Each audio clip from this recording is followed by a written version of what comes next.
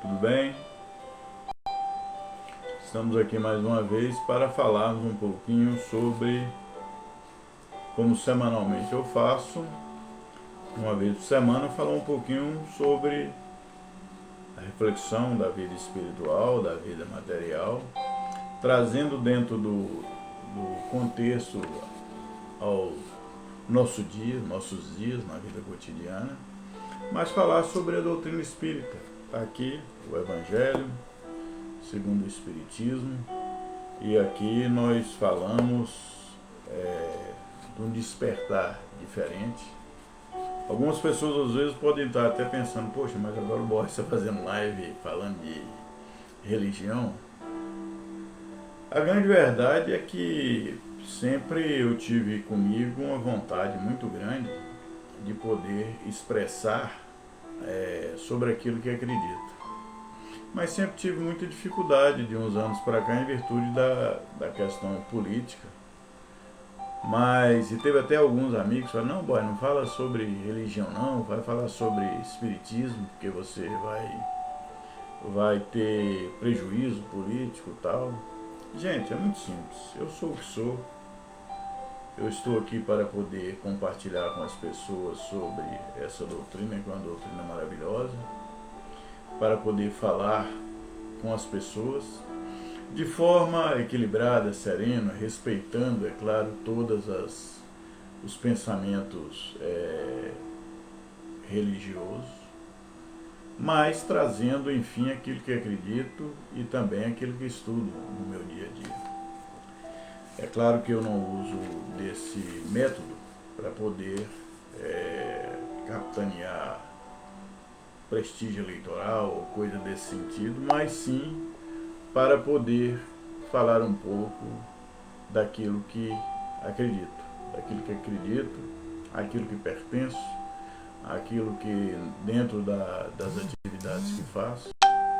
É claro que eu tenho comigo e sempre tive que Jesus ele não é cabo eleitoral de ninguém, também palanque não é púlpito de igreja nem de outro qualquer lugar que fale de religião. Não devemos misturar uma coisa com a outra. Mas trazendo aqui de forma tranquila, respeitosamente, primeiramente a Deus, depois as pessoas, os nossos semelhantes, da mesma forma que pedimos às vezes ou pedimos que nos respeite no sentimento daquilo que acreditamos. Não falo de mim, estou falando do que está no Evangelho e compartilhar com todos vocês nesse momento. Primeiramente, fazer uma oração, uma prece, agradecendo a Deus por estar aqui com saúde, com paz, trazendo a mensagem, ou melhor, a reflexão desta semana. Pai querido, nós queremos agradecer por tudo, agradecer pela nossa vida, pela oportunidade da reencarnação, por tudo aquilo que acreditamos e pela oportunidade de compartilhar com as pessoas, no sentido óbvio e natural de poder levar uma mensagem de esperança e ao mesmo tempo receber toda essa vibração deste momento para que seja encaminhada aos nossos ouvintes, às pessoas que não só nos ouvem, mas também que nos acompanham, e todas aquelas pessoas, ó Pai, as quais temos o privilégio de lidar no dia a dia. Esteja em nossos corações e que a gente possa compartilhar junto um mundo melhor de paz, de fraternidade, de solidariedade. Que assim seja. Obrigado, Jesus. Gente, hoje falar de um tema bastante interessante, que fala de um pouquinho do espiritismo cristão. Tem muita controvérsia. Algumas pessoas costumam dizer que os espíritas não são cristãos. Mas isso é uma interpretação muitas vezes equivocada, porque às vezes, com todo respeito, somos confundidos com religiões afro, afrodescendentes ou religiões de matrizes afro, que também nós respeitamos e achamos que cada um é ao seu tempo, ao seu momento e tudo aquilo que as pessoas têm, que acreditam que devem ser respeitados. Mas o Espiritismo vem do século XIX através de Kardec. Ele trouxe a mensagem, a codificação do Evangelho, nos apresentando uma proposta, e essa proposta trazida não por ele, mas pelos espíritos que o orientaram, e pegou aquilo que era uma mistura de possíveis conhecimentos, mas uma mistura, e adequou a uma realidade que é hoje o Espiritismo. Temos aqui 3 pontos interessantes. O primeiro dele, que fala que fora da caridade não há salvação. O segundo é que não há fé inquebrantável, senão aquela que pode encarar a razão face a face. E o terceiro ponto, o terceiro item aqui é a palavra nascer, morrer, renascer e ainda progredir sem cessar. É muito simples. Hoje nós vamos falar da frase fora da caridade não há salvação. E quando nós falamos que falamos que fora da caridade não há salvação, o primeiro dos pontos é que nós temos que buscar o sentido dessa palavra, que vem do latim, que quer dizer afeto, ternura, ou afeto e estima. Fora da caridade não há salvação. A palavra caridade, vindo do latim, em seu sentido ternura ou afeto, já nos mostra que fora da mansidão, da paz, do equilíbrio, de sermos afetuosos, não haverá evolução. Existe também, se formos buscar mais o sentido etimológico da palavra caridade, nós vamos buscar o sentido amor e ternura. João Evangelista ele foi muito dentro da sua compreensão para um povo daquela época, na época de Cristo. Ele compreendeu que era um discípulo de Jesus, o acompanhou. E ele expressa no Evangelho, em sua narrativa evangélica, que Deus é amor. E a palavra caridade, em seu sentido etimológico, diz que é amor ou ternura. E se buscarmos compreender mais avante com relação à questão do que disse João e do que traz Kardec, nós vamos compreender que o sentido é o mesmo. Fora da caridade não há salvação. Então, fora de Deus não há salvação. É claro que algumas pessoas duvidam da existência divina, da existência de Deus. Cada um ao seu tempo, de acordo com a sua evolução e a sua aceitação.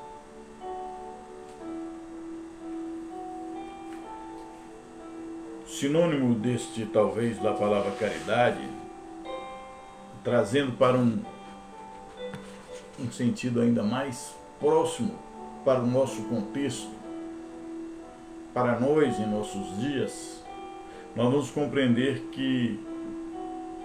qual seria o sentido mais real da palavra caridade. Deus é amor, caridade é amor. Mas há uma interpretação, e trazendo para o sinônimo daquilo que diz caridade, que quer dizer filantropia, humanitarismo, compaixão, benevolência, piedade, altruísmo, solidariedade, favor, fraternidade. Nós vamos compreender que para nós,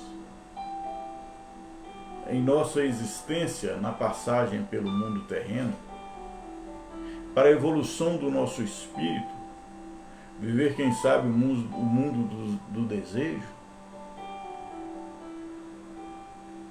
nesta grande escola, planeta Terra. Uns dizem que é prisão, outros dizem que é escola, outros dizem que é hospital.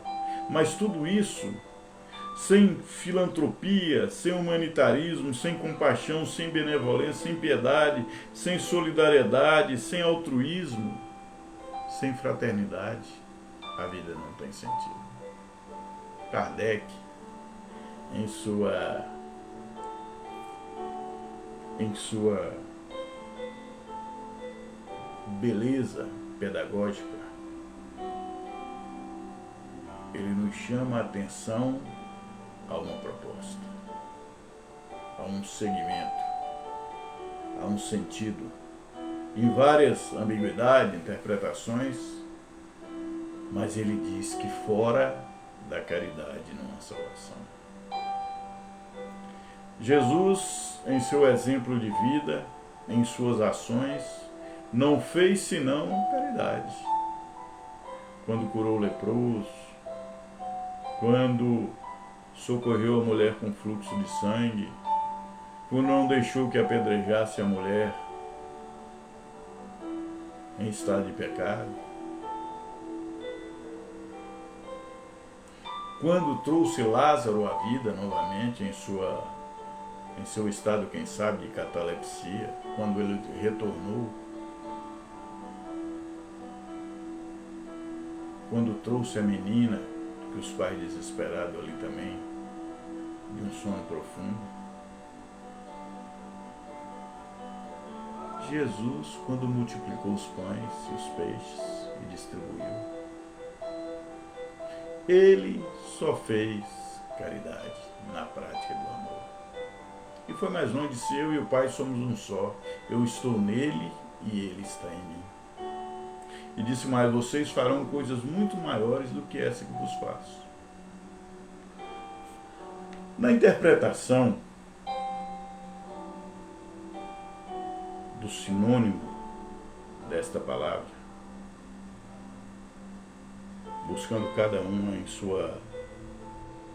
seu sentido, quando falamos de caridade, falamos de filantropia, quando falamos de caridade, falamos de humanitarismo, quando falamos de caridade, falamos de compaixão, benevolência. Compaixão é se compadecer pelo outro. Ao contrário que vimos muitas vezes, as pessoas se satisfazer pelo sofrimento alheio do outro, do semelhante. Quando o verdadeiro sentido de ser caridoso é ser compadecer pelo sofrimento da outra pessoa, se compadecer e auxiliar, praticar o amor à caridade.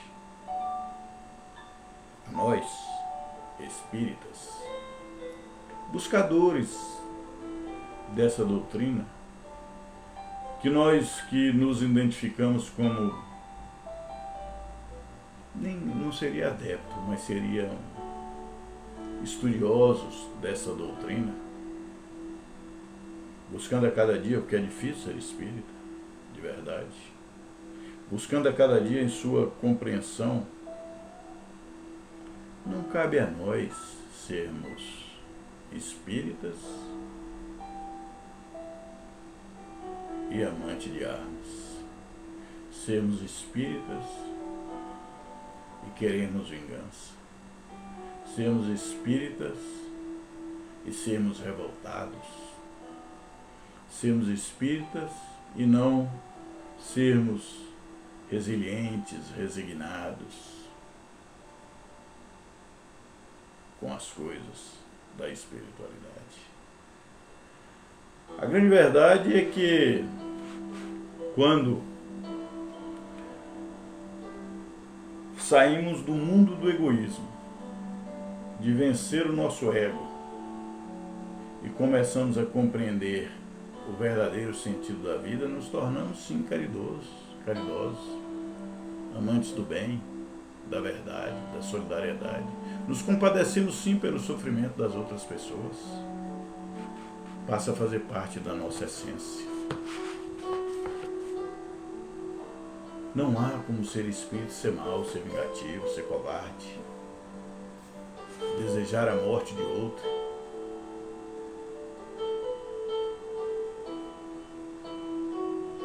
Ser espírita é sofrer com os que sofrem. É amar a verdade e levar essa verdade sem distinção e preconceito contra as pessoas. Os nossos ideais espíritas devem ser os ideais que palmilhou Jesus Cristo quando esteve na Terra.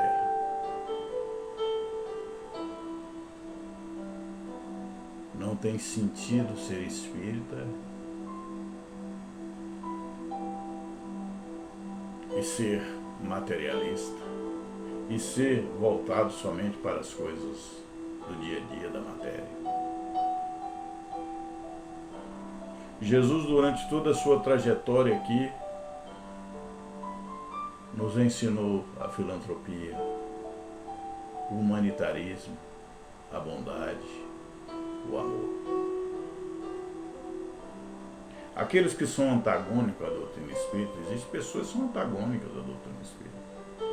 Chegam a dizer que é meramente uma coisa diabólica. Uns porque não conhecem e outros porque têm seus próprios interesses.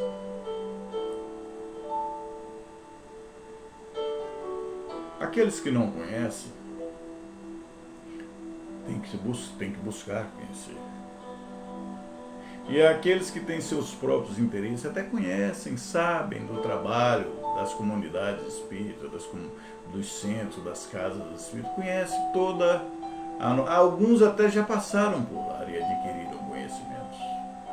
Mas começaram a ser antagônicos e renegar por os seus próprios interesses materialistas.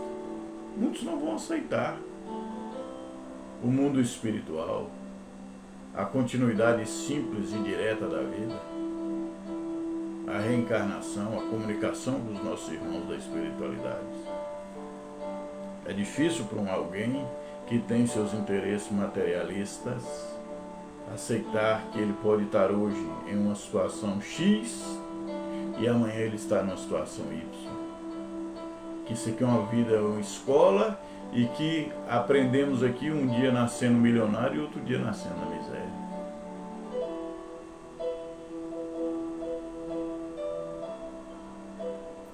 É difícil alguém que só pensa em cifras 24 horas por dia admitir a espiritualidade.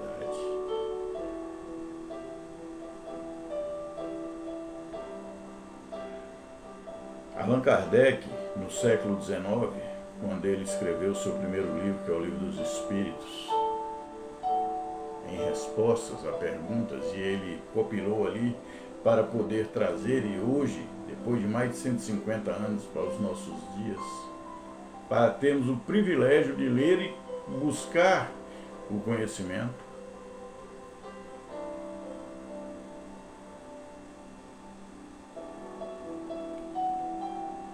Se buscarmos no início da existência da igreja primitiva, lá no início dos nazarenos, logo após a ida de Jesus aos mundos celestiais ou espirituais,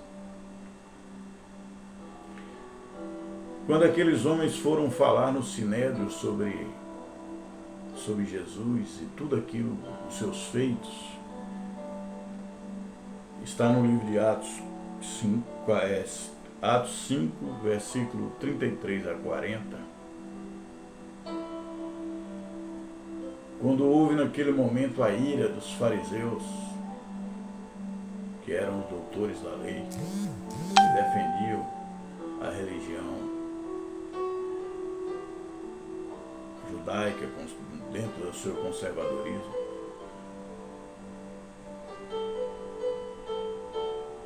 Irmãos, não se engane, Jesus foi crucificado no momento em que ele cumpria a sua missão, mas porém irritou os religiosos, os líderes religiosos,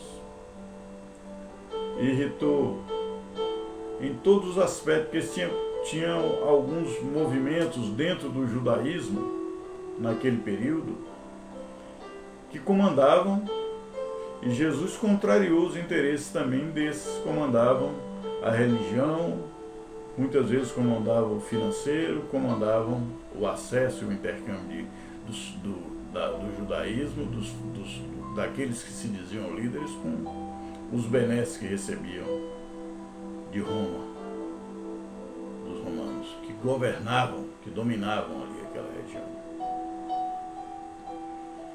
Vou citar 3.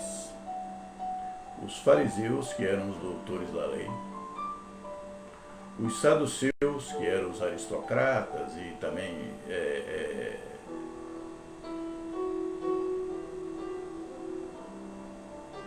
grandes empresários do dinheiro, que vendiam, inclusive Jesus combateu chamando de víboras, quando ele viu a venda e disse: olha, a casa do meu pai será casa de oração e não comércio. Ali ele irritou um grupo poderosíssimo. E os zelotes, que era um grupo revolucionário que queria usar Jesus para promover a revolução contra a predominância romana. Esses 3 levaram Jesus ao julgamento. Basta ler o Evangelho, basta ler a Bíblia. E os políticos que estavam entrelaçados, que dominavam então Roma, que eram os romanos, lavaram as mãos. Basta ver o que fez Pôncio Pilatos. Mas trazendo a igreja primitiva ali, quando logo que da partida de Jesus e a presença então, dos seus discípulos no Sinédrio, falando de Jesus e dos seus ensinamentos, aquele grupo de líderes religiosos já mandaram ficar em domínio, pegando ali os discípulos para então matá-los. Gamaliel, que foi inclusive mestre de Saulo, que depois virou Paulo, em virtude de ter encontrado Jesus, isso é outra história que em outro momento vamos falar. Gamaliel disse: soltai esses homens. Se esta obra for de Deus, ela perdurará, mas se não for, logo desaparecerá. Queridos, depois de tanto tempo, de mais de 2000 anos, nós estamos aqui falando deste mesmo Jesus e de sua obra. Perdurou, não desapareceu. E hoje, com mais esclarecimento depois da codificação do Evangelho, através dos Espíritos na pessoa de Kardec.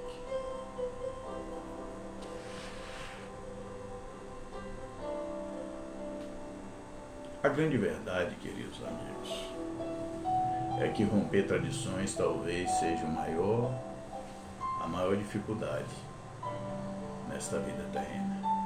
Tradições religiosas, tradições sociais. É inaceitável para alguns quebrar as suas tradições. No princípio, lá no princípio, quando Gamaliel, doutor da lei do Sinédrio, chamou a atenção de outros doutores, no fundo ele tinha sendo usado ali pela espiritualidade. Ele sabia que aqueles homens, que aqueles nazarenos eram homens de bem e que estavam trazendo uma doutrina pura em sua essência através dos ensinamentos de Jesus. E visto isso, a gente percebe que o Espiritismo só cresce. No Brasil cresceu assustadoramente para alguns, mas naturalmente para nós espíritas, e muito mais natural para a espiritualidade.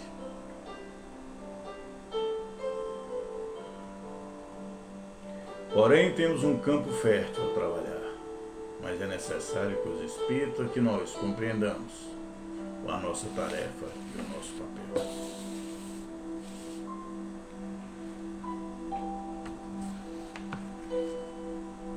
No livro O que é o Espiritismo, Kardec ele traz um ponto que serve para nós como ponto de interrogação.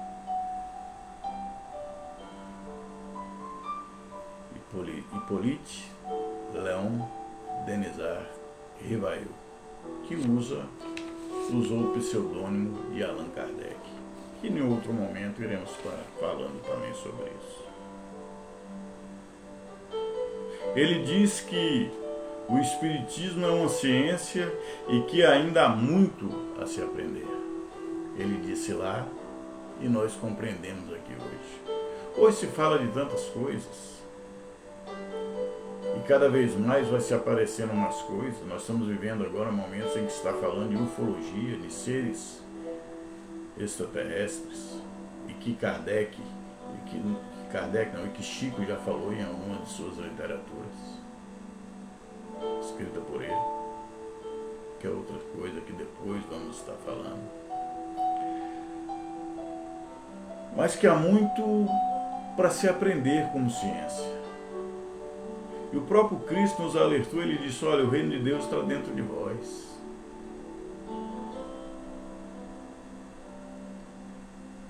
Ele nos disse lá também: vós sois deuses. Que sentido teria isso se nós somos a centelha divina no corpo encarnado?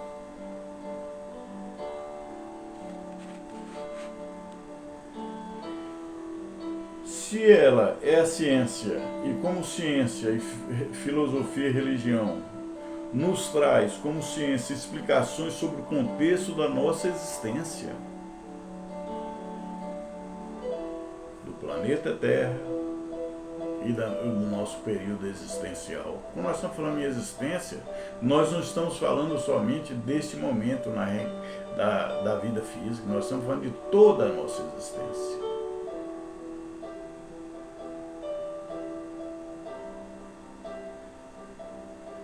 Como espíritos encarnados, vivendo no mundo físico. Como poderíamos falar que essa doutrina não tem seu aspecto científico se nós falamos de aura, que é a energia que carregamos no nosso corpo? Se falamos de vibração, se falamos de mediunidade, de centros energéticos em nós mesmos, nossos chakras.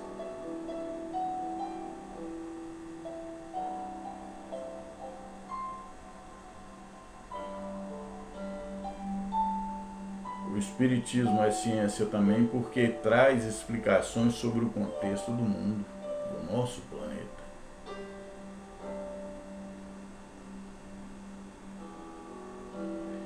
E se pensarmos mais na frente, no sentido da fé, nós vamos ver que nossa fé ela precisa ser raciocinada e a ciência ajuda a avançar.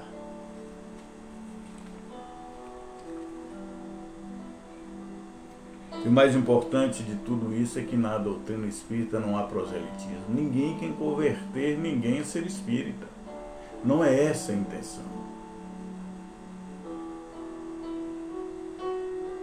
E nós vamos entrar em outro campo, que é o campo filosófico. Porque também, como filosofia, entra no campo moral, de mudança de vida, de mudança de atitude. De uma vida regenerada, de uma vida mudada, longe dos vícios e das vis paixões.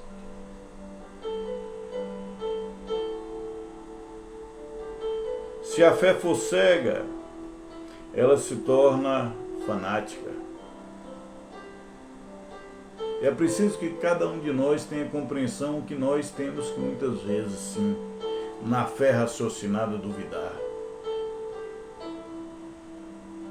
Ter questionamentos para poder ter a compreensão da verdade. O Espiritismo não é e nem nunca foi, desde o seu início, adversário da ciência. Pelo contrário, a ciência é uma amiga, trazida pelos nossos irmãos através do conhecimento de reencarnações, que ajuda a suprir, a acabar com doenças. Tá aí tantas vacinas, tantos remédios, tantas pessoas fazendo tantas coisas pelo bem, nos hospitais e em todos os locais. Mas quando ela fala em filosofia e traz seu conceito filosófico, porque além de ciência é também filosofia, nós vamos compreender então o que é a filosofia no sentido da vida e da nossa vida aqui, no plano físico, e a nossa existência no plano espiritual. Como é que nós vamos falar que não há ciência nisso, quando falamos em mediunidade, de corpo, espírito e perispírito? Corpo, perispírito e espírito.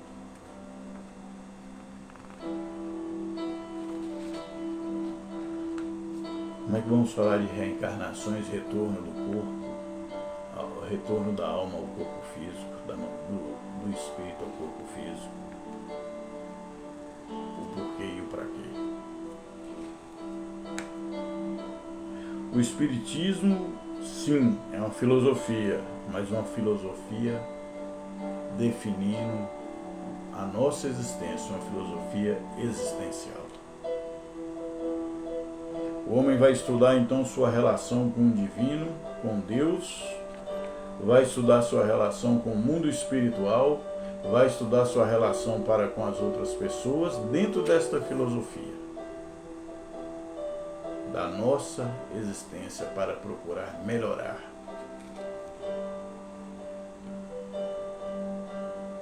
Como ser divino. Quando Jesus disse, vós sois Deus, ele nos transformou em Deus, mas não no Deus na sua amplitude. Ele disse, vós sois Deus, porque ele já tinha o conhecimento de que nós somos centelhas divinas. Nós somos parte dessa grande camada cósmica. Nós temos em nós o Espírito, que é a centelha divina.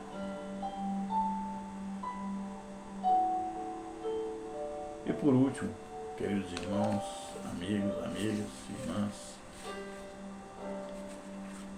nós vamos estar falando sobre a religião. Primeiro, a palavra religião quer dizer religare, que liga o homem a Deus.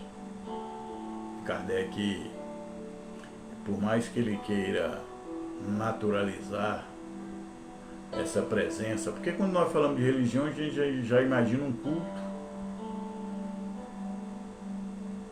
seja ele dentro do cristianismo um culto, seja ele evangélico, católico, de outra corrente. E dentro da religião tem seus líderes, sacerdotes. O espiritismo é muito mais simples, não tem rituais, não tem culto.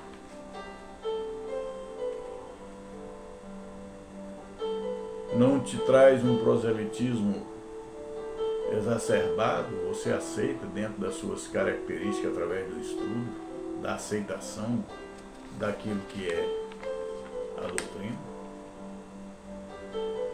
E ela passa a ser então por esse estágio religioso porque ela consegue te introduzir com o divino, te ligar às forças espirituais que são mensageiros de Deus.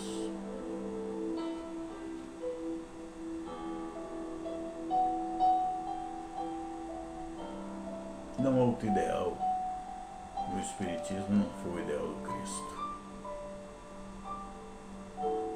E a religião, respeitando todas, porque o verdadeiro espírita deve respeitar todas as religiões, desde que essas religiões sejam religiões para o bem.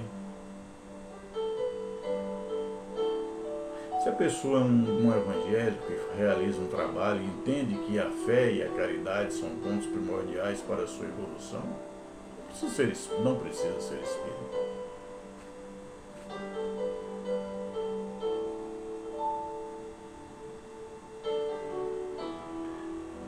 O espiritismo, na verdade, é uma doutrina de cunho científico, filosófico e religioso.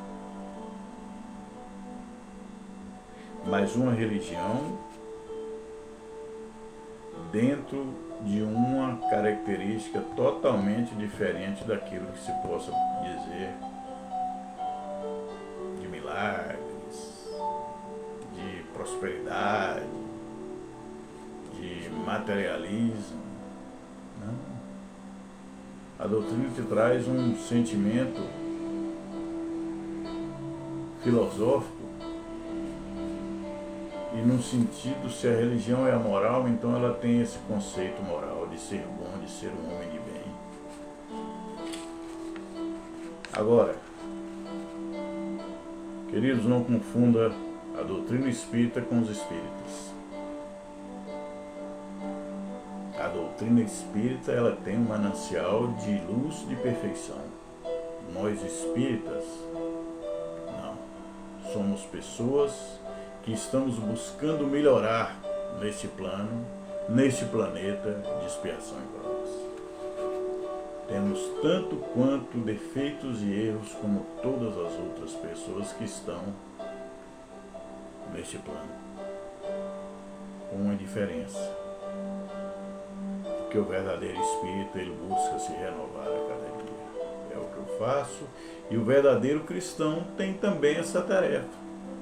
O próprio Cristo disse: vigiai e orai para que não entrais em tentações. Quantas vezes deixamos de vigiar? Quantas vezes deixamos de orar?